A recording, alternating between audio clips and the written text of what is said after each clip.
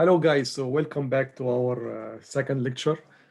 Last time we talked about doping or how to increase the conductivity of semiconductors in specific silicon, okay? And we have explored the two types of doping, N-type and B-type. In N-type, we increase the concentration of electrons, and in B-type, we concentrate the concentration of holes. Okay, and that's increases the conductivity, or because we increase basically the density of carriers. So let's review the concentration after we added such dopant materials. Okay, so in intrinsic silicon, in intrinsic silicon or semiconductor, whatever, okay, we have N equal to B, let's call them Ni and Bi, and both are equal to 5.2 10 to the power 15 T 3 over 2 exponential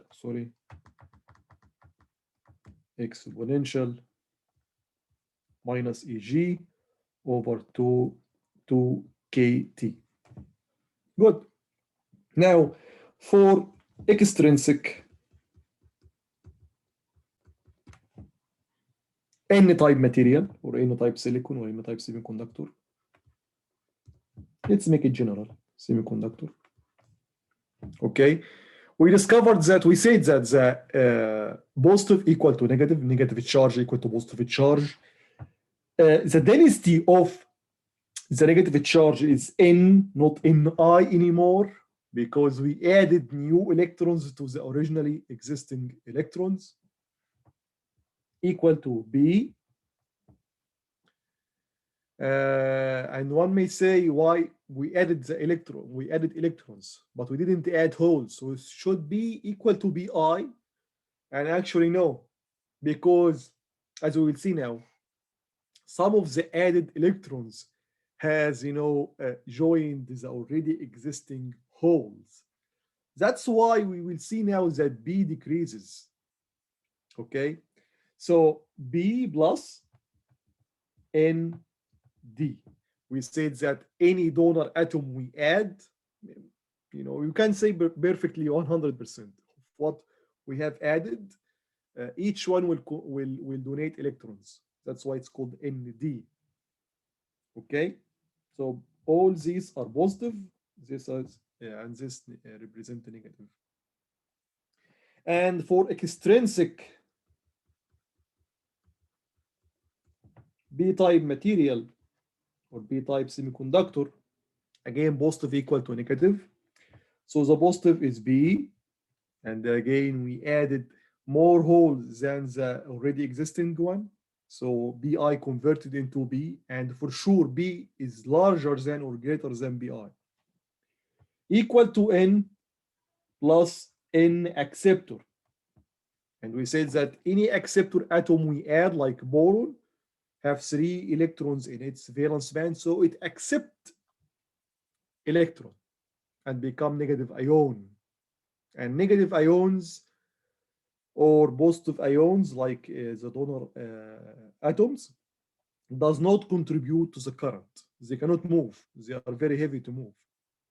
But electrons can, or holes can. Okay, that's good.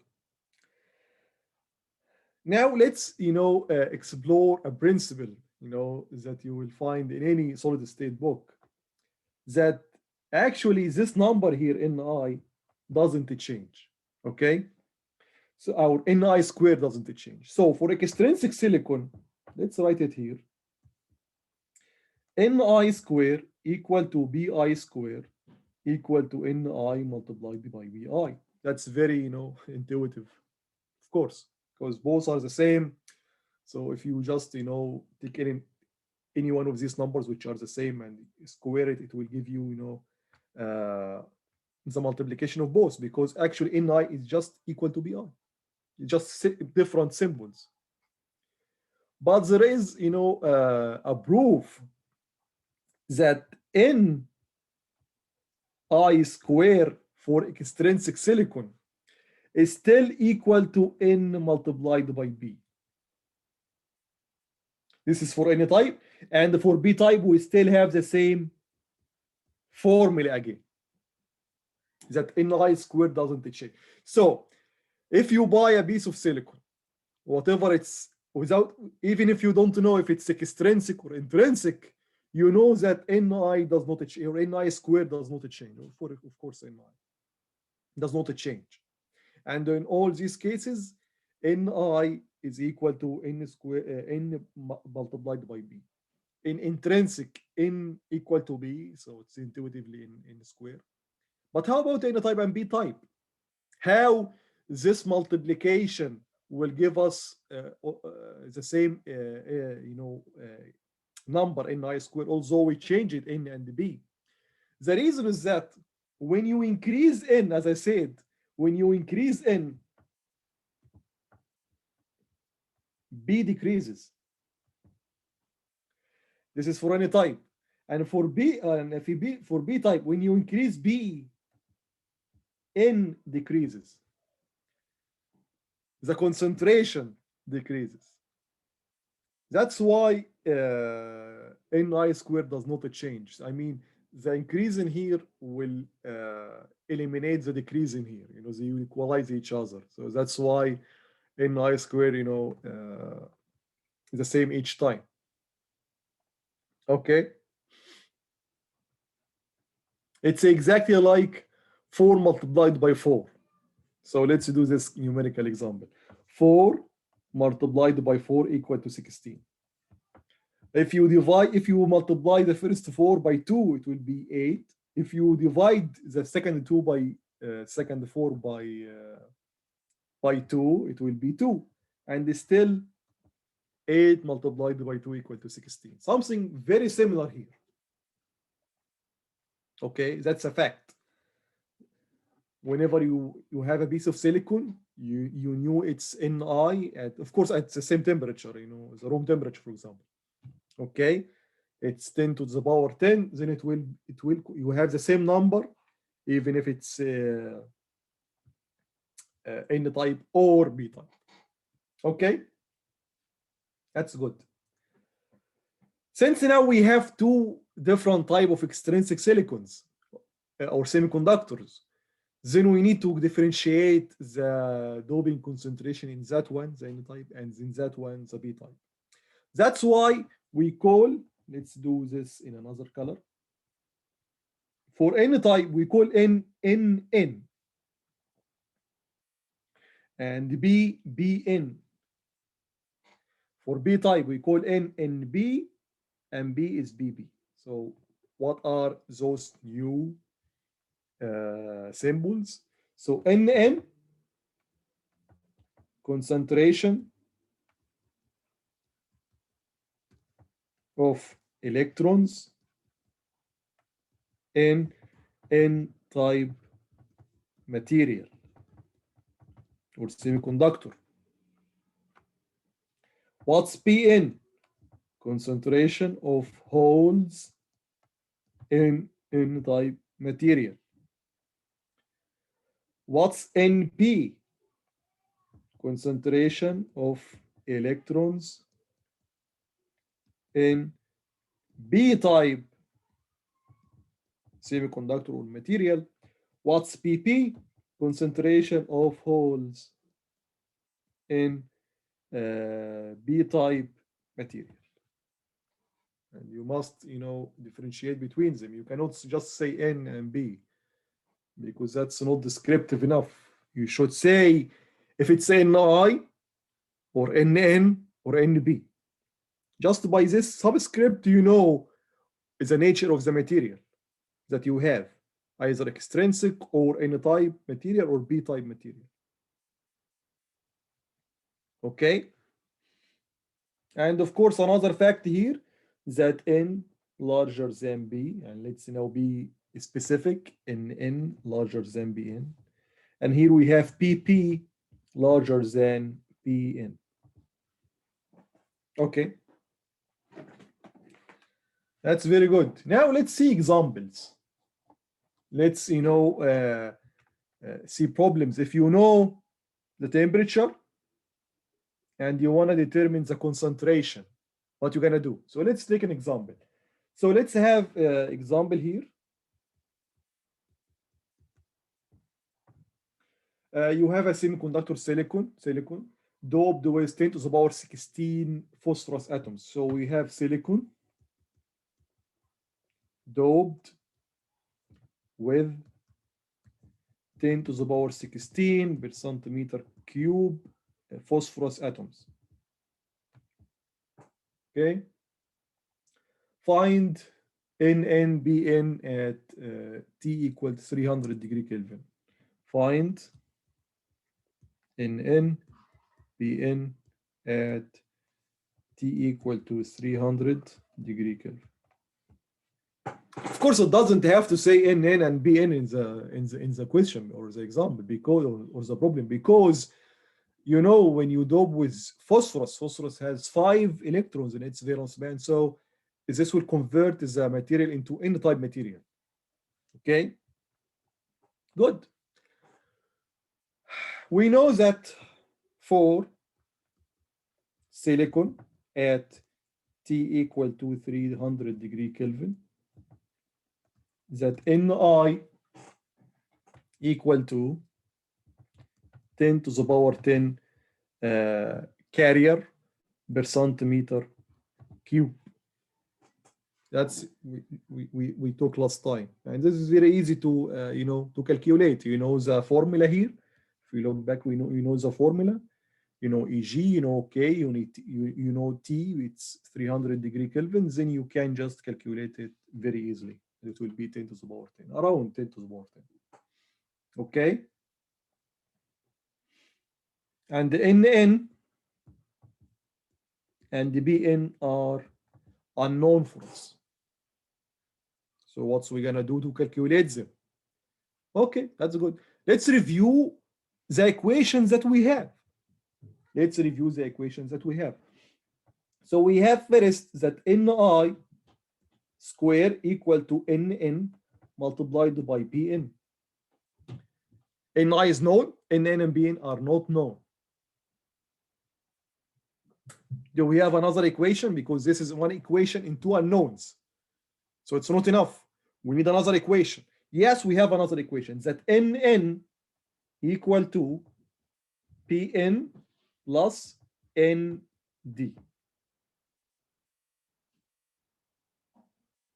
Now we have 2 equations in 2 unknowns. And we can continue and calculate, you know, the 2 unknowns that we have. That's good. So let's continue.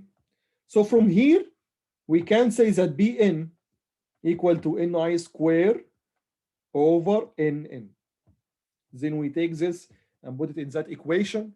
So Nn equal to Pn is Ni square over Nn.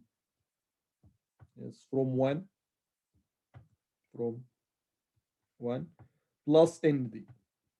This is one equation in 1 unknown. You just need to simplify it a little bit. Okay, so multiply by Nn in both left hand side and right hand side. So it will give you Nn square minus Ni minus, let's first do it in regular form, minus Nn Nd minus Ni square equal to 0.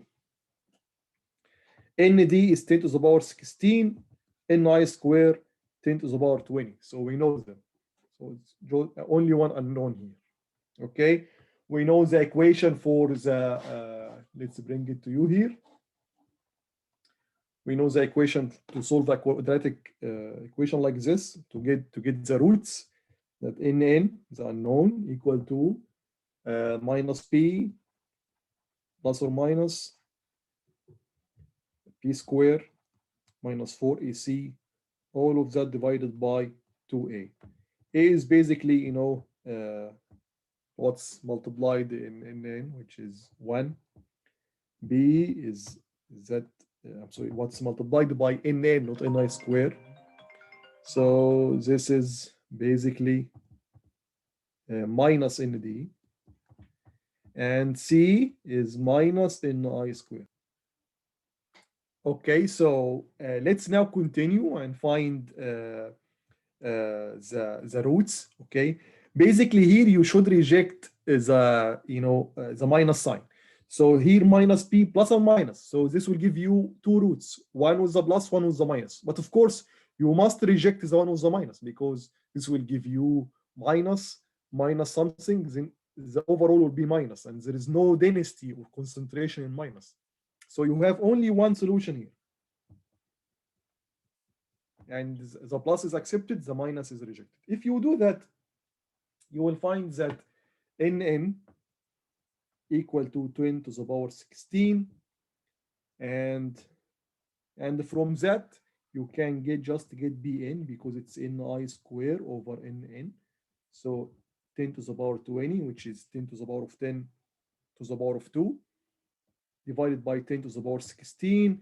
This will give you 10 to the power of 4. Okay, this is electron per centimeter cube. This is hole per centimeter cube. Okay, very nice. Actually, this problem has two solutions. This is the first one, which the exact one, but it's a little bit long, and you need to solve quadratic equation. So let's call this solution 1, and I will show you now another solution. Solution 1. Let's see now another approximate one, but it's very nice. Solution 2, and quite accurate, as we will see now, right now. So in the second solution, we know that each donor atom we add to the silicon will contribute 1 electron. Okay. Originally we have 10 to the power of 10 electron, right? But then we added, as we say here, as stated here in the problem, we added 10 to the power 16. Okay, 10 to the power 16. And we have originally 10 to the power 10. Which is bigger, 10 to the power 16 or 10 to the power of 10? Of course, it's 10 to the power 16. It's 1 million times bigger than the original amount. Okay.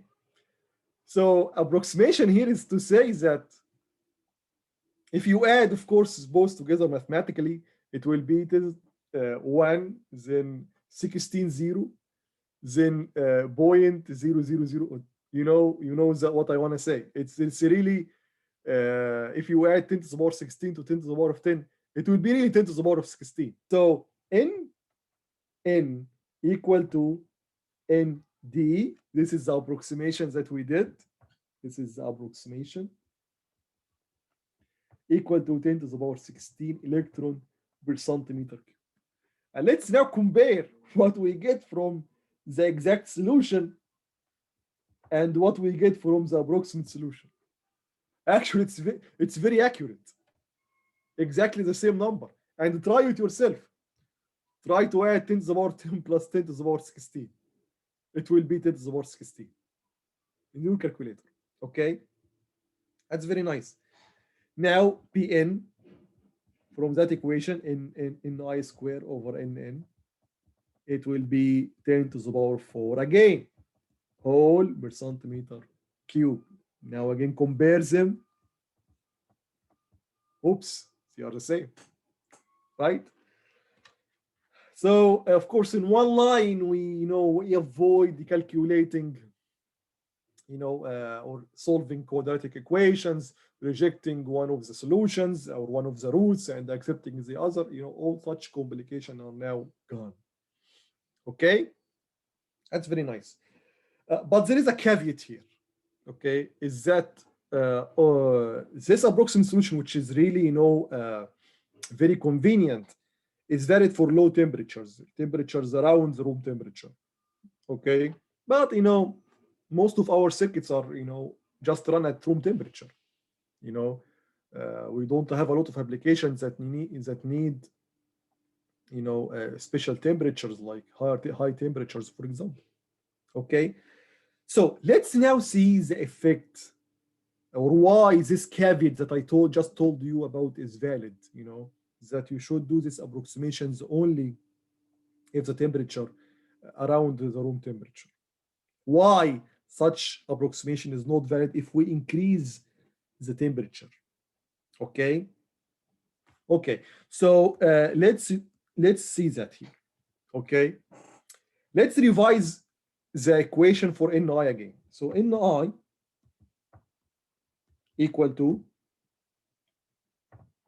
5.2 10 to the power 15 T 3 over 2 exponential minus Eg over 2 kT. At T equal to 300 degree Kelvin, Ni 10 to the power of 10, approximately 10 to the power of 10. Of course, carrier per centimeter cube. Sometimes I write carrier, sometimes I don't write it. I just write per centimeter cubed, and that's it. You can do both, no problem at all. Now let's see the effect of temperature on the doping concentration. Okay, and let's see this why there is a caveat in that approximation that we that discovered that it's really nice. Okay, so for let's redo the same example that we did at 300 degree Kelvin, at 600 degree Kelvin. So redo the same example at 600 degree Kelvin. Okay, so at 600 degree Kelvin, what the only change that we have here is that Ni has now changed, because Ni at 300 degree Kelvin is 10 to the power of 10. And if we look at the equation here, if we change T, Ni will change. So we must recalculate Ni. So we must recalculate Ni at 600 degree Kelvin. At 600 degree Kelvin. And it will be 1.5 10 to the power 15. Okay, 1.5 10 to the power of 15. Good. Now we continue the same solution again. The equation doesn't change. So Nn equal to Pn plus Nd. Second equation is that Ni squared equal to Nn Pn. Same equations. So we expect to have the same analysis, same steps, until we reach that Nn equal to minus P plus or minus P square minus 4AC over 2A, same A equal to N, same B equal to Nd, same C equal to minus Ni square, but Ni square has now changed. That's the difference. Okay, so if we do that, we will find that Nn equal to 1.022 10 to the power of 16, and then Bn equal to Ni square over Nn. It will be 205 10 to the power of 14. Well, before we continue, let's examine what happened to the material that was for sure N-type material at 300 degree Kelvin. So let's do it with another color. So this is at 300 10 to the power of 16 10 to the power of 4. Now at 600, Nn is 1.02 10 to the power of 16, almost no change. And Bn is 2.2 10 to the power of 14, not 4.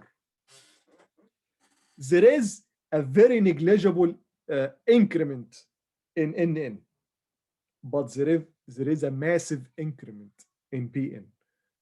It's actually 10 billion times increment. PN has increased 10 billion times its original value at 300 degree Kelvin. In the beginning, at 300 degree Kelvin, the ratio between PN and NN is actually, 10 to the power 12, 1 trillion, 1 and 12 zeros. Now, if you divide the 10 to the power 16 by this 2.2 10 to the power of 14, it will give you around 50. Only 50 times. It's still greater, yeah, but only 50 times, not trillion times. Okay? And if we redo again at 800 degree Kelvin, let's see the number, the numbers we're gonna have is that NN equal to 4.05 10 to the power of 16, and PN would equal to 3.05 10 to the power of 16. They are now in the same order. If you divide them, you will find that it is actually 4/3, which is 1.3. So the ratio was 1 trillion at 300 degree Kelvin, then 50 at 600 degree Kelvin, and now it's only 0.3 at 800 degree Kelvin. So the ratio NN over PN at 300, it was 1 trillion 10 to the power of 12. At 600 degree Kelvin, 50. 800 degree Kelvin, 0.3. This is almost intrinsic again. Almost intrinsic. Yes, still N is larger than B, but it's almost intrinsic. If you compare it to our concept of extrinsic silicon, with 1 trillion increase in one carrier than the others, and yeah, it's intrinsic. It's intrinsic again. It's not intrinsic and extrinsic anymore. Okay. How about the caveat that we said? That you can just take ND and assign it to NN. Then, just divide NI square over NN, you will get BN. Let's do it at 800, and you will see a big difference. So if we redo the approximation at the solution at 800 Kelvin with the approximate solutions that we told you about, that NN equal to ND equal to 10 to the power of 16. Without continuation, just to compare this number here by this number here. This is 4 times less than what NN should be, the exact NN, the exact NN. Okay. So the conclusion, guys, is that with doping, we can increase one carrier than the other. Okay. But if we know the temperature and we know the type of material, I mean NI, then we can determine the concentration of both carriers, the holes and the electrons. Okay, and increasing the temperature will increase both. Okay, to the extent that the material can become intrinsic again, at certain temperature. Okay, so let's just give you a quick mathematical thinking about or explanation for what's happening. So basically, or why NN or BN becomes approximately equal to NN. So So basically here, let's have a very good, very small or a very simple mathematical, example. Let's assume that, you have x and y. X is equal to 10 and y is equal to 1. So basically now 10 is larger, much larger than 1. 10 times 1, okay? If we add 2 to both sides, so the ratio here is 10 to 1.